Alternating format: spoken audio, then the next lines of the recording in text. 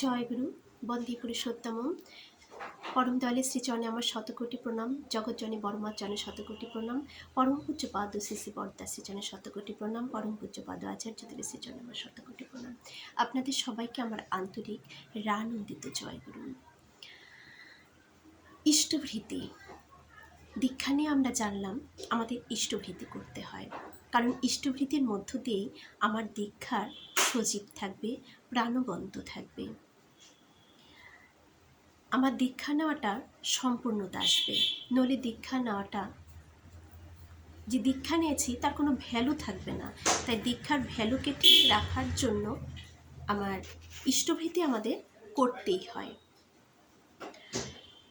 এখন এই যে আমরা ইষ্টভৃতি করব, ইষ্টভৃতি করছি, রোজ সবাই করছি, কিন্তু আমার ইষ্টভৃতি ঠাকুর কি গ্রহণ করছেন? সেটা কি ঠাকুর নিচ্ছেন, নাকি শুধু মন্ত্র জপে আমি সেটা ঠাকুরের সামনে দিচ্ছি, করার কথা করে যাচ্ছি? তিনি গ্রহণ করলেন কি না আমি একবার ভেবেও সেটাকে দেখলাম না, অনুভবও করলাম না। আদৌ সেটা গ্রহণ হচ্ছে কিনা? কারণ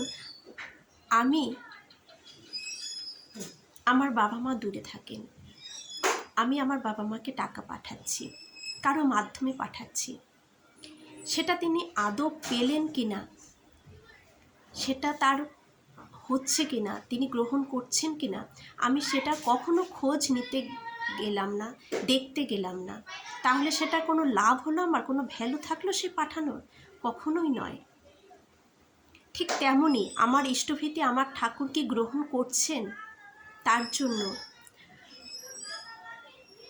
পরম পূজনীয়া শ্রী শ্রী মা কি বললেন, সেটা যেটা বলেছেন সেটা আমিও করে থাকি ইষ্টভৃতি করার সময়। আমরা তো এভাবে ইষ্টভৃতিটা করছি, ঠাকুরকে নিবেদন করছি, দিচ্ছি, কিন্তু চোখ বন্ধ করে যখন ঠাকুরকে সেই ইষ্টভৃতি মন্ত্রটা পাঠ করছি, পাঠ করার পর চোখ বুজে নাম করে দেখতে হয়, ভাবতে হয় যে ঠাকুর কি আমার সামনে আছেন। শ্রী শ্রী মা, পূজনীয়া মা, আমি আরেকটু ভেঙে বলে দিচ্ছি, অনেকে নাও বুঝতে পারেন। তো পূজনীয়া মা হচ্ছেন আমাদের আচার্যদেবের যে মা, তিনি হচ্ছেন পূজনীয়া মা। সেই মা দুজন ঋত্বিক দাদা, না হলে দুজন আসামের দুই দাদা দেওঘরে ছিলেন। তখন তারা পূজনীয়া মার সামনে যেতে পূজনীয়া মা তাদের জিজ্ঞাসা করেছিলেন যে আপনারা যে ইষ্টভৃতি করছেন, আপনার ইষ্টভৃতি কি ঠাকুর গ্রহণ করছেন, সেটা কখনো দেখেছেন ভেবে? ঠাকুর কি আপনাদের ইষ্টভৃতি গ্রহণ করছেন? তাদের কোনো একটা প্রবলেম নিয়ে সেই মায়ের কাছে গিয়েছিলেন। সেই কথার পরিপ্রেক্ষিতে মায়ের কথাটা বলেছিলেন যে আপনাদের ইষ্টভৃতি কি ঠাকুর গ্রহণ করছেন? তখন ওনারা বললেন সেটা তো বুঝতে পারছি না, সেটা তো জানি না। বলছে সেটা কিভাবে বুঝতে হয় বলুন তো, যে আপনার ইষ্টভৃতি ঠাকুর গ্রহণ করছেন? তখন তারা জিজ্ঞাসা করলেন। তখন পূজনীয়া মা বললেন, ইষ্টভৃতি করার সময় চোখ বুজে যদি অনুভব করতে পারো, চোখ বুজে যদি ঠাকুরকে দেখতে পারো যে ঠাকুর স্বয়ং তোমার সামনে বসে রয়েছেন, তাহলে বুঝবে ঠাকুর ইষ্টভৃতি গ্রহণ করছেন। এই কথা পূজনীয়া মা বললেন। তাহলে আমরা যখন ইষ্টভৃতিটা করব, চোখ বুজে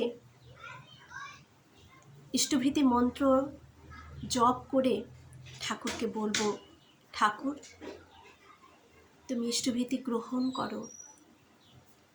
যেটা আমি বলে থাকি, ইষ্টভৃতি গ্রহণ করো, তোমারই জিনিস তোমাকেই দিচ্ছি, তুমি গ্রহণ করো ঠাকুর বলে খুব নাম করতে হয়। তখন চোখ বুজে অনুভব করতে হয় যে তিনি স্বয়ং কি আমার সামনে বসে রয়েছেন, তিনি কি হাত বাড়িয়ে আমার ইষ্টভৃতিটা গ্রহণ করছেন। যতক্ষণ অবধি আপনার অনুভবে সেটা আসবেন না, ততক্ষণ আপনি ঠাকুরকে ডাকতেই থাকবেন, ঠাকুরকে ডাকতেই থাকবেন।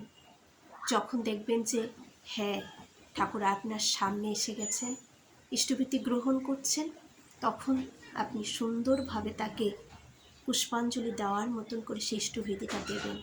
ঠাকুর গ্রহণ করলে আপনার মনে আপনি তৃপ্তি পাবেন, শান্তি পাবেন। এভাবে করে দেখুন ইষ্টভীতির সম্পূর্ণতা হবে। খুব ভালো থাকুন সবার। আর 30 দিনের দিন ইষ্টভীতি অবশ্যই কিন্তু পাঠাবেন, অনলাইনের মাধ্যমেই হোক, উপযোজনা কেন্দ্রের মাধ্যমেই হোক। জয় গুরু। বন্দে পুরুষোত্তম।